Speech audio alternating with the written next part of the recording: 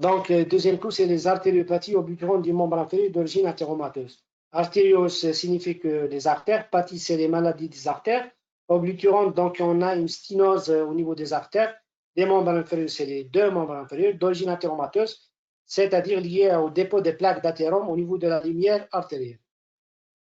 Donc, du coup, le suivant, on commence par une définition, étude épidémiologique, puis on va entamer la physiopathie, la présentation clinique, les examens complémentaires nécessaires, quelles sont les pathologies qui peuvent avoir la même présentation clinique, et on terminera, Inch'Allah, avec les complications thérapeutiques. Donc, c'est une affection artérielle chronique. Ce n'est pas comme les ischémies aiguës qui donnent un tableau aigu. Chronique d'origine artéromateuse touchant les artères de moyen et de gros calibre des membres inférieurs. Elle entraîne un rétrécissement progressif du calibre de ces artères pouvant aboutir à leur obliteration complète. L'athérosclérose représente l'immense majorité des étiologies des anémies, ce qui se voit dans plus de 97% des cas. Cette affection est l'apanage du sujet âgé, puisqu'au fil des années, l'âge c'est un facteur de risque cardiovasculaire, puisqu'avec l'âge, il y a le dépôt des plaques d'athérome, dont le volume augmente au fil des années. L'évolution de cette affection est marquée par un risque augmenté de morbimortalité vasculaire, coronaire et cérébrale. Vasculaire, puisque les membres inférieurs sont touchés par le dépôt des plaques d'athérome. Coronaires également sont également touchés par la maladie athéromateuse. Cérébrale, c'est le dépôt des plaques d'athérome au niveau carotidien. Donc, sur le plan physiopathologique, la maladie athéromateuse se caractérise par une lésion chronique qui est la plaque d'athérome. Donc, la plaque d'athérome, caractérisée par la formation de dépôts lipidiques dans l'intima des artères de moyen et de gros calibre. L'intima, c'est la couche la plus interne des artères. Donc, l'augmentation progressive du volume de la plaque, puisqu'il y a la précipitation de la graisse au niveau de la plaque d'athérome. Donc, cette dernière va augmenter de taille plus des années, entraînant une sténose de l'artère. Une sténose de l'artère signifie qu'il y a une diminution de la lumière artérielle. Pour la présentation clinique, les signes cliniques, selon la classification de Richier-Fontaine, on distingue 4 stades cliniques. On a parlé des ischémies critiques. Les ischémies critiques, c'est le stade 3 et 4 de la classification de Richier-Fontaine. Donc, stade 1 se voit dans 75% des cas, c'est le stade de l'attente de la maladie, c'est-à-dire le patient il est asymptomatique. C'est l'examen clinique systématique qui découvrira la maladie. Donc, on fait la palpation comparative, c'est-à-dire des deux membres, de pouls des membres du inférieur, pudieux, tibial postérieur, poplité fémorale. On trouvera toujours une diminution ou abolition d'un ou plusieurs pouls. Donc, le pouls, il est absent ou dont l'intensité est diminuée. L'auscultation artérielle à la recherche d'un souffle abdominal ou inguinal, qui signifie que l'artère est sténosée. L'auscultation systématique de l'angle du triangle de Scarpa à la recherche d'un souffle fémoral. Donc, comme vous voyez ici, la palpation bilatérale et comparative des pouls fémoraux, et c'est la palpation du pouls poplité. Le stade 2, à ce stade, apparaît la claudication intermittente d'origine artérielle, puisque la claudication intermittente a plusieurs causes, origine veineuse, origine neurologique, origine orthopédique, etc. Donc, ischémie chronique et musculaire du membre inférieur survenant à l'effort. Donc, le stade 2, c'est l'apparition des manifestations type claudication intermittente d'origine artérielle à l'effort. Le patient consulte le plus souvent ce stade. La claudication intermittente se traduit par des douleurs un axe à type d'engourdissement, de l'odeur, de crampes, de suement et de torsion qui survient à la marche, obligeant le patient à s'arrêter après une distance fixe. Cette distance est appelée périmètre de marche. Cette distance est d'autant plus courte que la marche est rapide, se fait en pente, en escalier, contre le vent et le froid. Siège pèse toujours au mollet, une grande spécificité diagnostique, parfois à la plante du pied, des cuisses, la fesse ou la région lombaire. C'est plus ou moins rapidement au repos et reprend après avoir parcouru la même distance. Donc, vous voyez les caractéristiques de ces plantes. Le seuil de survenue de la douleur définit le périmètre de marche. Le périmètre de marche est large s'il est supérieur à 500 mètres. Le périmètre de marche est serré ou réduit s'il est inférieur à 100 mètres. L'examen physique retrouve les mêmes anomalies trouvées lors du stade 1. Donc, le stade 3, on entre dans le stade ischémique chronique sévère, se caractérise par la survenue de douleurs au repos. Donc, la douleur devient au repos, déclenchée par le déclin du cul, soulagée par la déclivité du membre. Donc, plus on met le malade en position d'équilibre, le membre en déclivité, plus on soulage ce dernier. La douleur se traduit par une sensation d'engourdissement, de brûlure et de broiement. La douleur débute au niveau du gros orteil ou l'avant-pied après quelques minutes, et plus souvent quelques heures de décubitus. La douleur elle est calmée très progressivement par la position jambes pendantes hors du lait ou la marche. Donc l'intensité de la douleur est égale, mais souvent importante et insomniante. Examen physique en plus des anomalies des stades précédents, le pied est plus froid, du côté douloureux, la peau elle est sèche et squameuse, les ongles sont épaissis et cassants, le temps de recoloration elle est allongé après pression de la bulle des dents. Le dernier stade, c'est le stade des troubles, l'apparition des troubles trophiques, comme les ulcérations. L'ulcère est suspendu, elle est profond, à bord assez régulier, selon de petite taille, avec un fond nécrotique noirâtre et infecté. Donc, pourquoi il est infecté? Généralement, les extrémités sont hypopperfusées, donc il n'y a pas de moyen de défense qui n'arrive à ces régions. Donc, raison pour laquelle l'infection trouve toujours des ulcérations infectées. L'ulcère survient spontanément suite à un trauma minime ou une infection locale. L'ulcère distal siège avec prédilection aux zones d'appui ou de frottement, comme les malléoles, le talon, le dos et le bord externe du pied. L'ulcère est très douloureux, surtout lors de la subluxation du membre. Comme vous voyez, c'est les ulcérations qui siègent au niveau du pied, c'est des ulcérations ou les zones de frottement comme les malléoles, avec un fond nécrotique. La gangrène siège habituellement au niveau de l'un des orteils, parfois elle touche pas plusieurs orteils. La gangrène aspect noirâtre plus ou moins limité. La gangrène peut être sèche avec nécrose et rétraction du tissu, comme elle peut être humide, infectée, qui peut évoluer vers le choc septique. En absence de traitement, la gangrène peut s'étendre à l'avant-pied et la jambe. La gangrène peut être totalement indolore. Généralement, c'est chez les diabétiques, puisqu'ils ont une neuropathie diabétique. Donc, ils ont perdu la sensation de douleur. Comme vous voyez, c'est la gangrène, les deux orteils. C'est des zones ulcérées infectées. Comme vous voyez le flux ici, la peau elle est sèche et squameuse et les ongles sont secs. Pour les examens complémentaires, la mesure de l'index de pression systolique. L'EPS, cet examen consiste à mesurer le rapport de la pression systolique à la cheville et à la pression systolique au bras à l'aide d'un appareil Doppler continu portatif. C'est un examen indispensable dans la prise en charge de l'AOMI et pour le diagnostic. L'EPS permet le diagnostic de l'AOMI dans 90% des cas. Comme le dépistage précoce de l'AOMI souvent bien avant l'apparition de la claudication intermittente, c'est-à-dire au stade 1 dans 5 cas sur 6, l'EPS permet d'évaluer le degré de civilité de l'AOMI. Un EPS normal, c'est l'expérience égale à 0,90, mais il n'élimine pas formellement le diagnostic du NAOMI. Un EPS inférieur à 0,90 témoigne de la présence du NAOMI même en absence de symptômes. Un EPS inférieur à 0,50 à la cheville ou un EPS inférieur à 0,30 à l'orteil témoigne d'une ischémie critique, c'est-à-dire stade 3 ou 4 de la classification de Lorich. Dans ce cas-là, le malade a besoin d'un chef de revascularisation. Pour les examens complémentaires, à visée diagnostique, c'est le Doppler artériel. C'est un examen de première intention, pratiqué de façon systématique devant toute suspicion d'une AOMI.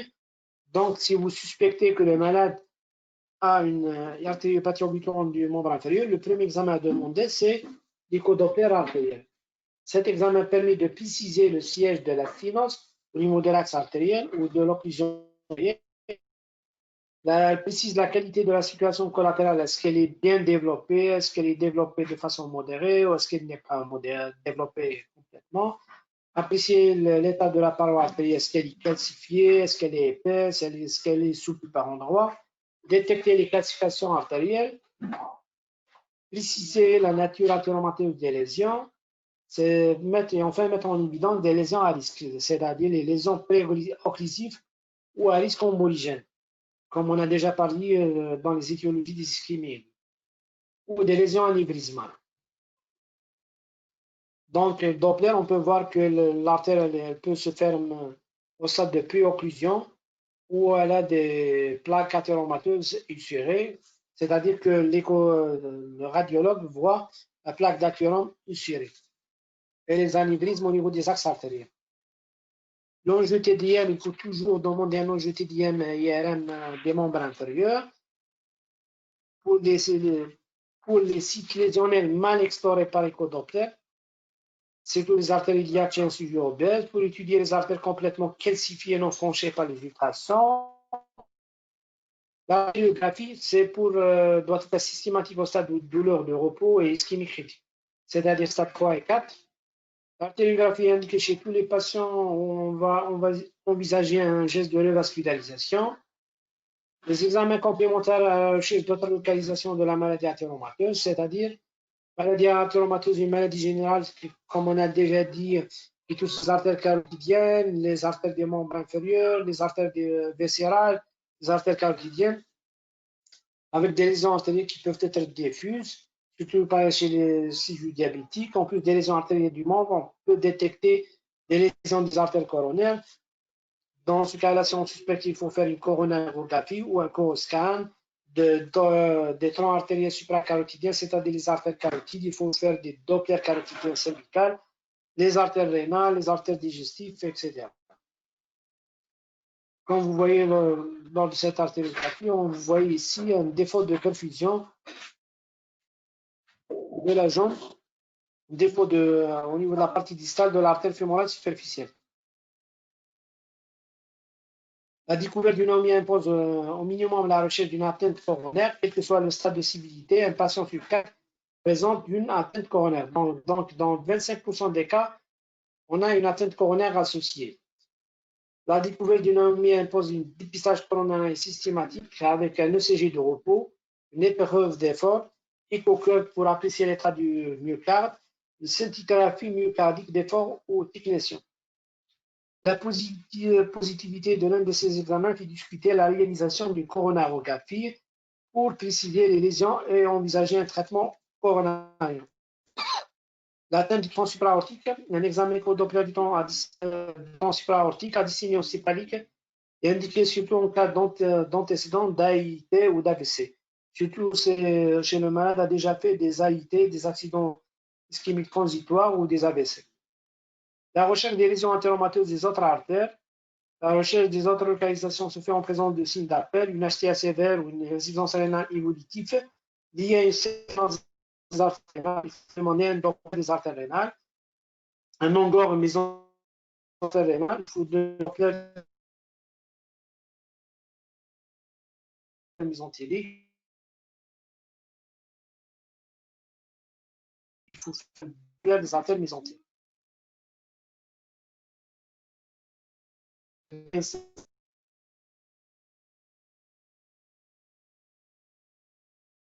L'évolution et les complications. D'abord, le diagnostic est compris, c'est-à-dire le palpation artérielle et le passage d'une décompensation artérielle. C'est-à-dire le malade il est toujours asymétrique, l'ischémie devient aiguë, devient une urgence.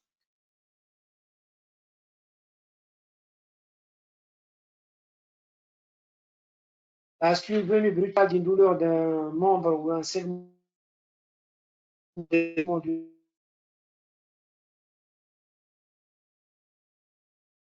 membre chez un artéritique, le membre devient pâle, glacé, totalement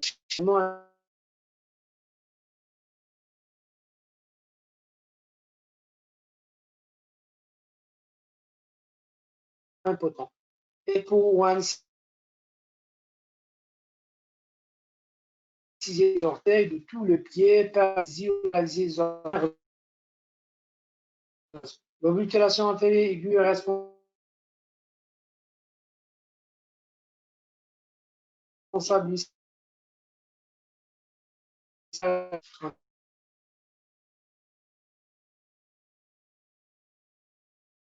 Docteur, le son راهو يتكوبا. qui nécessite un geste de revascularisation en urgence.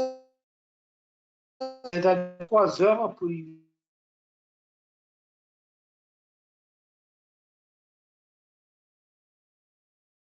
que les limites soient dépassées. En absence d'une prise en charge du niveau vert, la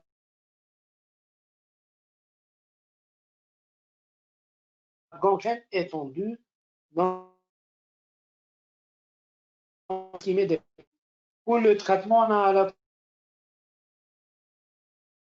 le traitement médical,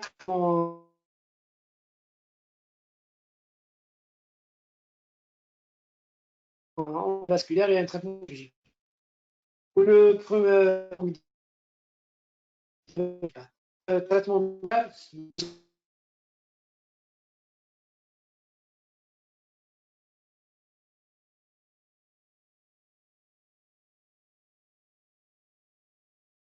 Docteur,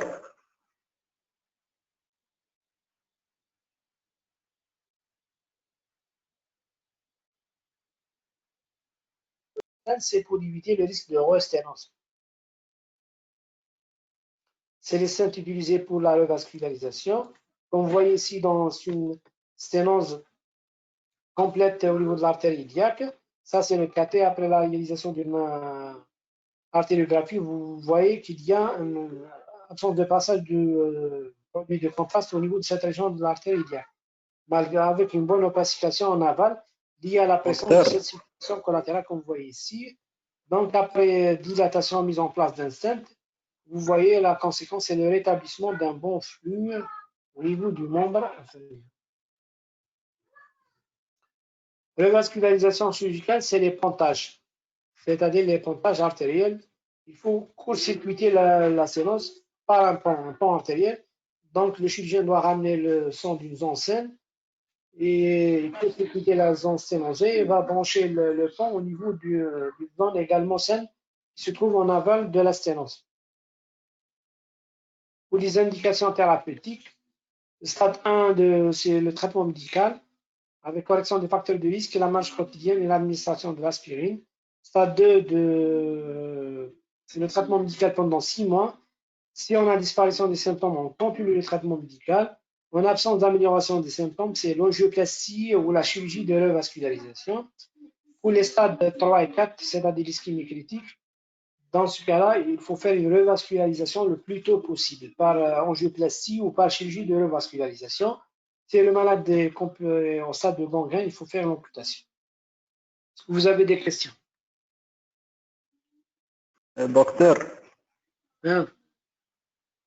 le centre coupe l'évolution complication. Est-ce que vous pouvez répéter l'évolution complication et le traitement médical?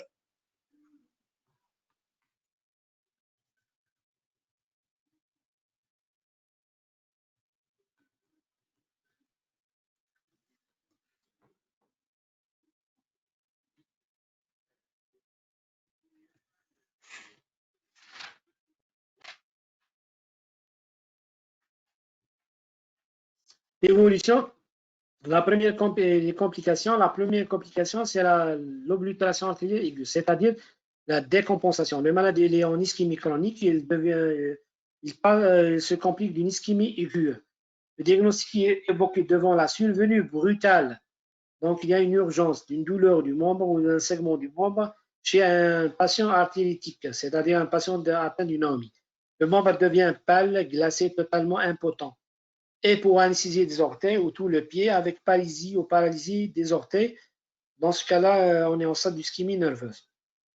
L'oblitération antérieure aiguë est responsable d'une ischémie aiguë qui nécessite un geste de revascularisation en urgence dans les 3 heures.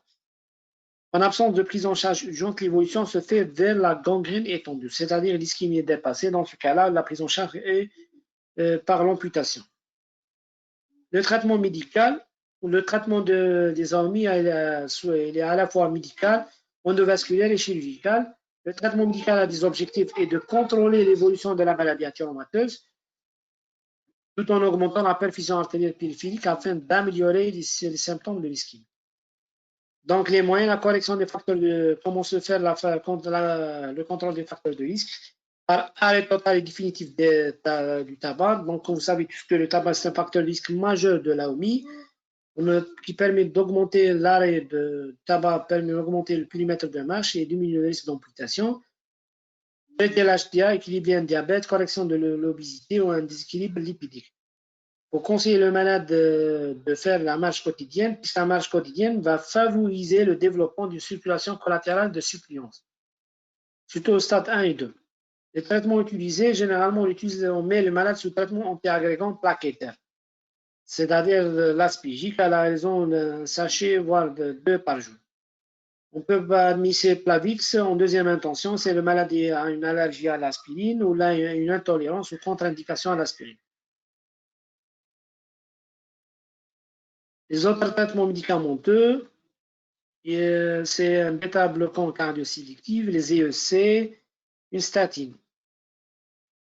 Donc, une quadrithérapie associant les antiagrégants plaquettaires, bêta-bloquant cardiosélectif, les EEC, les statines permettent de réduire de façon significative la mortalité cardiovasculaire chez les patients artéritiques. Donc, les médicaments vasoactifs comme Praxiden ou les vasodilatateurs artériels, dont l'effet bénéfique n'a pas été prouvé. C'est bon? Oui, oui, c'est bon. Est-ce que vous avez des questions? Oui, docteur, est-ce que vous pouvez nous résumer la différence entre les deux cours, l'ischémie aiguë et l'AOMI? L'ischémie aiguë, c'est une urgence vasculaire. Les AOMI, ce n'est pas une urgence vasculaire. D'accord? D'accord. Le traitement d'une ischémie aiguë, c'est la prise en charge chirurgicale en urgence. Il faut faire un geste de désobstruction. Généralement, on introduit une sonde de Fogarty dans la lumière artérielle pour retirer le thrombus. Comme vous voyez, vous avez constaté dans l'ischémie, les AOMI, c'est le contrôle des facteurs de risque cardiovasculaire associé à un traitement médical, voire un traitement endovasculaire ou un chirurgical, par les pontages. D'accord? Pour l'ischémie aiguë, on a 3 stades de gravité, stade 1, stade 2, stade 3, comme la classification de Rutherford. Pour les AOMI, on a 4 stades. Le stade de gravité croissante. Le premier stade, on trouve à l'examen physique aucun symptôme à part diminution ou abolition du pouls. Deuxième stade, c'est la claudication intermittente, c'est-à-dire le malade fait des crampes lors de la marche dans la distance appelée le périmètre de marche. Troisième stade, c'est la douleur au repos, soulagé par le malade est soulagé lorsqu'il met le membre en activité. Le dernier stade, au stade 4 de la classification, c'est la douleur c'est l'apparition des troubles trophiques, les ulcérations, la faune nécrotique, les ulcérations infectées, etc. D'accord? D'accord, ouais. Ou l'ischémie et les AOMI peuvent se compliquer d'une ischémie aiguë, généralement tableau de badie cardiaque ou adicon cardiaque. Oui, ça, un badie cardiaque, l'hypoperfusion tel le membre d'une artère sténosée peut favoriser la formation du thrombose au niveau de l'artère et donner un tableau d'ischémie aiguë. Dans ce cas-là, le tableau devient plus brillant. La douleur devient plus importante, le membre devient douloureux, il est très froid, etc.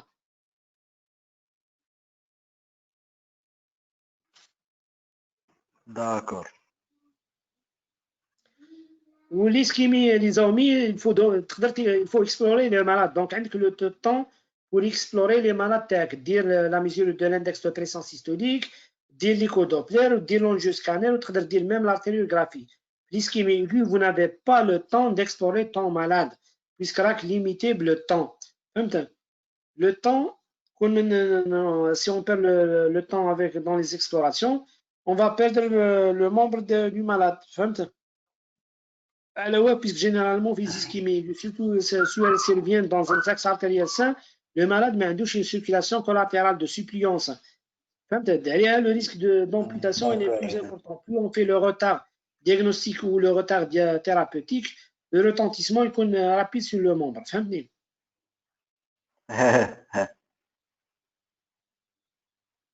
Est-ce que vous avez d'autres questions?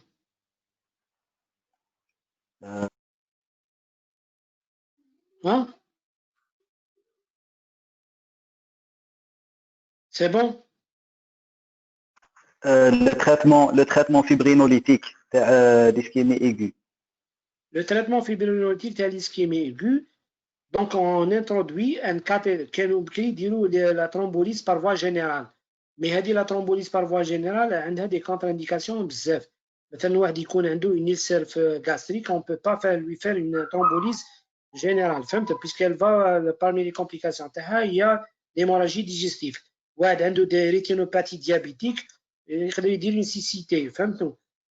La thrombolyse par voie générale, c'est-à-dire le streptokinase ou la lérokinase en perfusion, fait une veine périphérique, on dit la perfusion par voie générale. Vu les complications, la fibrinolyse loco-régionale, c'est-à-dire يدخلوا par voie radiologique un cathé au niveau du thrombus où يديروا l'injection locale le fibrinolytique هذيك ونديروا la destruction le thrombus localement pour éviter les complications générales de la fibrinolyse. كيما في l'IDM بكري كانوا يديروا la fibrinolyse par voie générale ومام مازالوا يديروا mais عندها des complications بزاف. عندها des contre-indications absolues et relatives qu'il faut les respecter. فهمت؟